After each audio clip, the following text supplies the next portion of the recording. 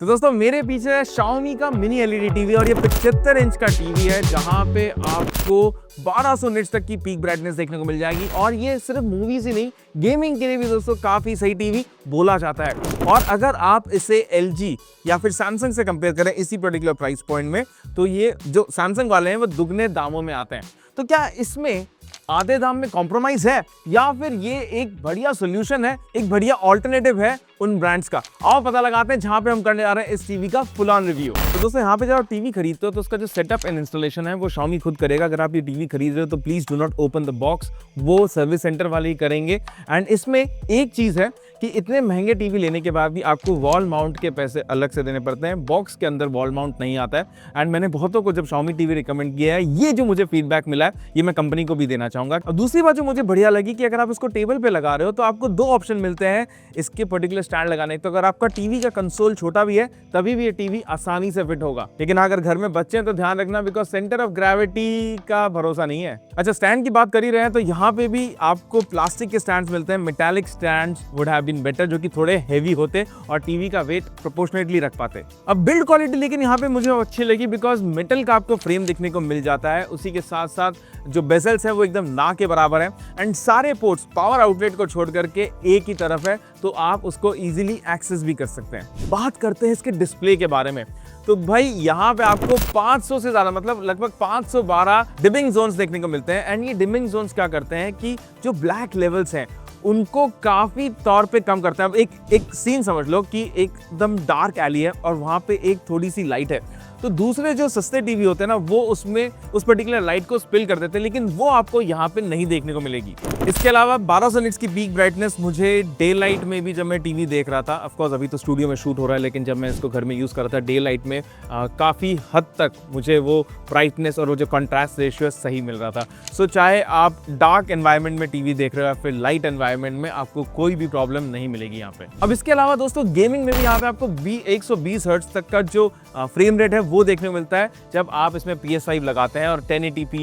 And उसके अलावा 1440p पे आपको 120 हर्ट्ज का सपोर्ट देखने को मिल जाएगा। एंड गेमिंग हो चाहे मूवीज हो, I was really impressed by this TV. हाँ, VA पैनल आपको यहाँ पे मिलता है, तो एक्सट्रीम, मतलब एकदम एक्सट्रीम एंगल्स में अगर आप देखोगे तो वहां पे थोड़ा कलर डिस्टॉर्शन होगा, बट मुझे नहीं लगता कि इतने एक्सट्रीम एंगल्स में कोई भी टीवी देखेगा। इसके अलावा यहाँ पे मोशन हैंडलिंग भी सॉलिड है, जो कि स्पोर्ट्स देखते समय काफी सही है। एंड फास्ट सीन भी स्मूथ कर देता है, लेकिन मूवी देखते समय आप इसको ऑफ करो, बिकॉज वो उसके बाद थोड़ा सा आर्टिफिशियल लगता है। अच्छा, मूवीज की बात कर ही रहे तो इसमें एक फिल्म मेकर मोड है, जो कि जब आप मूवीज देख रहे हो तो उसके जो कलर्स हैं और जो साउंड है उसको काफी हद तक एकदम एक्यूरेट रखता है। और उसी के अलावा दोस्तों आपको डॉल्बी विजन का सपोर्ट मिलता है, विच एनहांसेस द ओवरऑल एक्सपीरियंस।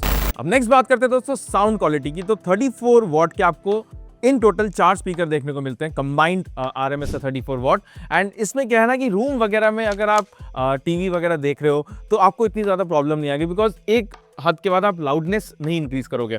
ये जो मुझे थोड़ी सी दिक्कत लगी वो ये कि जब आप मूवीज देखते हो तो जो बेस है ना, वो थोड़ा सा, जो पंच बेस था वो थोड़ा सा मुझे लगा कि कम था। एंड इसके लिए अगर आपको सिनेमैटिक एक्सपीरियंस चाहिए इस पर्टिकुलर स्क्रीन के साथ, तब आपको एक साउंड बार में इन्वेस्ट करना पड़ेगा फॉर दैट एक्स्ट्रा बेस। अब OS और एक्सपीरियंस की बात करें तो यहाँ पे आपको Android 14 out of the box मिलता है, लेकिन जो प्रोसेसर है एंड ऑफ कोर्स जो रैम है वो मुझे लग रहा है कि एक बॉटल नेक है, बिकॉज 2 GB का रैम है। एंड अभी देखो एक competition brand 3 GB of RAM लेकर के आई है, एंड ऑफ कोर्स वहाँ पे जो उन्होंने प्रोसेसर दिया है वो स्नैपी भी फील होता है। सो इस पर्टिकुलर टीवी को अगर आप अभी ऑन करके चलाओगे तभी भी आपको थोड़े बहुत जो होते हैं ना जिटर्स और वो ऐप ओपनिंग टाइम जो डिले होते हैं वो देखने को मिल जाएंगे, जो कि मुझे लगता है कि 3-4 साल के बाद एक्स्ट्रा हो जाते हैं अगर आप गूगल को जानते हो तो ऐसे में अगर आप 5-6 साल के बाद देख रहे हो तो you might have to invest in a TV box और like an Apple TV. But अभी के लिए कोई प्रॉब्लम नहीं आने वाली। बट हाँ, आगे के लिए मैं फीडबैक देना चाहूंगा कि प्रोसेसर और रैम पे भी उतना ही टीवी को मैन्युफैक्चरर्स को ध्यान देना चाहिए जितना कि वो पैनल एंड साउंड क्वालिटी पे देते हैं आजकल। एंड फाइनली बात करते हैं दोस्तों अब वर्डिक्ट के बारे में कि क्या आपको इस टीवी में इन्वेस्ट करना चाहिए। एंड टू बी ऑनेस्ट, इस पर्टिकुलर प्राइस पॉइंट में ये टीवी मुझे काफ़ी अमेजिंग लगा। एंड अगर आप इतना महंगा टीवी ले रहे हो तो मैं पर्सनली बोल रहा हूँ कि please extended warranty and accidental damage support ज़रूर ले लेना, ताकि आपको 3-4 साल का पीस ऑफ माइंड रहे। बात करते हैं सबसे पहले कॉन्स के बारे में, तो मुझे ज़्यादा कॉन्स नहीं लगे।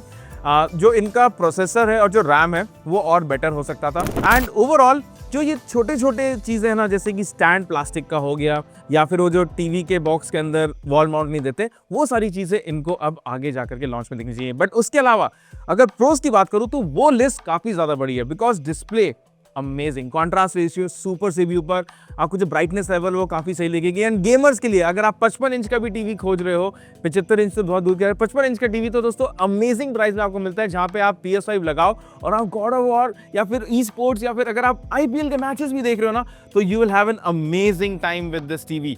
So all in all you can go ahead and purchase it, and दूसरे टीवीज के मुकाबले ये काफ़ी सस्ते में आता है। आपको लिंक्स मैं वीडियो के नीचे दे दूंगा, and please do follow, actually subscribe us, and इस वीडियो को एक थम्स अप तो जरूर देके जाना। चलो bye bye and take care.